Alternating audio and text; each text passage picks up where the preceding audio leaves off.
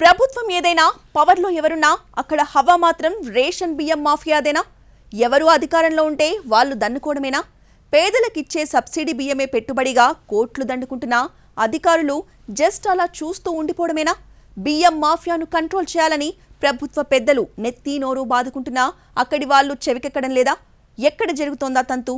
ఏంటా mafia matter? ఉమ్మడి కర్నూలు జిల్లా రేషన్ బియ్యం మాఫియాకు అడ్డాగా మారిందా అంటే అప్పుడైనా ఇప్పుడైనా ఎస్ అన్నదే లోకల్ వాయిస్. వైసీపీ అధికారంలో ఉన్నప్పుడు జిల్లాలోని అన్ని నియోజకవర్గాల నుంచి కోట్ల విలువైన రేషన్ బియ్యాన్ని రాజమార్గంలోనే తరలించారట. అప్పట్లో ఇక్కడ కొందరు ఎమ్మెల్యేలకు రేషన్ బియ్యం మాఫియాతో ప్రత్యక్ష సంబంధాలున్నాయన్న ఆరోపణలు సైతం వచ్చాయి. కర్ణాటక సరిహద్దు ప్రాంతంలో ఈ మాఫియాకు అప్పటి ఒక మంత్రి సోదరుడే రింగ్ లీడర్గా ఉన్నట్టు గట్టిగానే ప్రచారం జరిగింది. ఇప్పుడిక పవర్ మారింది, కూటమి ప్రభుత్వం వచ్చింది. అయినా పరిస్థితిలో మాత్రం ఎలాంటి మార్పు లేదట. జస్ట్ ఫేసులు మారాయి తప్ప ఉమ్మడి కర్నూలు జిల్లాలో రేషన్ బియ్యం అక్రమ వ్యాపారం మాత్రం సేమ్ టు సేమ్ జరుగుతోందన్నది లోకల్ వాయిస్. అప్పుడు వైసీపీ నేతలు, వారి అనుచరులు అక్రమ వ్యాపారం చేస్తే ఇప్పుడు కూటమి పార్టీల నాయకుల అనుచరులు, ముఖ్య కార్యకర్తలు అదే పనిలో ఉన్నారట. తరచూ అక్రమ రేషన్ బియ్యం పట్టుబడుతున్నా అంతకు కొన్ని రెట్ల ఎక్కువ మొత్తం గుట్టుచప్పుడు కాకుండా తరలిపోతోందట. కర్నూలు జిల్లాలో మంత్రాలయం మండలం మాధవరం చెక్పోస్ట్ దాటి ఆలూరు, ఆదోని నియోజకవర్గాల్లో చెక్పోస్టుల మీదుగా రేషన్ బియ్యం కర్ణాటక వెళ్తోందని చెప్పుకుంటున్నారు. ఆదోని కేంద్రంగా మంత్రాలయం, ఎమ్మిగనూరు నియోజకవర్గాల్లో ఈ అక్రమ వ్యాపారం చేస్తున్నారట. పుష్ప సినిమాలో ఎర్రచందనం స్మగ్లింగ్ కి వాహనాల్లో ప్రత్యేక ఏర్పాట్లు చేసినట్టుగానే ఇక్కడ కూడా బియ్యం అక్రమ రవాణాకు స్పెషల్ అరేంజ్మెంట్స్ ఉన్నట్లు గుసగుసలు వినిపిస్తున్నాయి.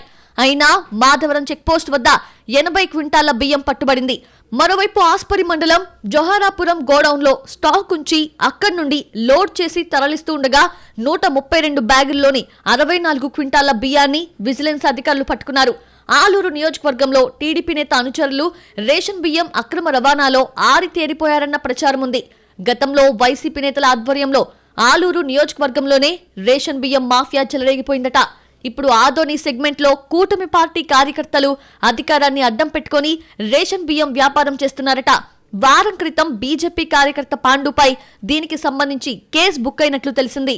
ఎమ్మిగనూరులో ఒక పోలీస్ అధికారి కఠినంగా వ్యవహరించడంతో రేషన్ బియ్యం వైపు చూడని మాఫియా ఆయన బదిలీ అవ్వగానే ఆదోనికి చెందిన వ్యక్తి ద్వారా కొనుగోలు మొదలుపెట్టినట్టు సమాచారం.